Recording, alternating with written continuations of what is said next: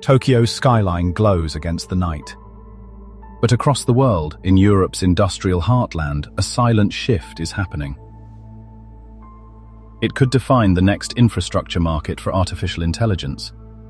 And almost no one is talking about it.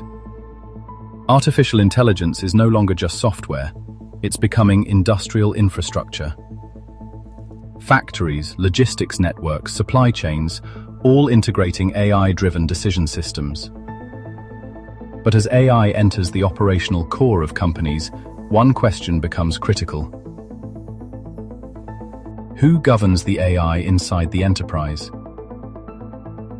Europe has just introduced the world's first comprehensive AI regulation, the EU Artificial Intelligence Act.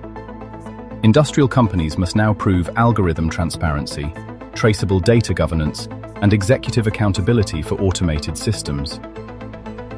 This regulation creates something unprecedented, a regulated market for enterprise AI governance infrastructure.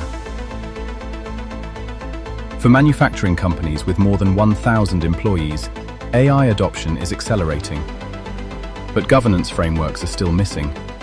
This creates a completely new deep tech category: private AI governance infrastructure. The solution exploring this space is Shonix AI. The architecture was designed by Shubham Saraswat, focusing on enterprise-grade AI governance and decision traceability. The principle is simple.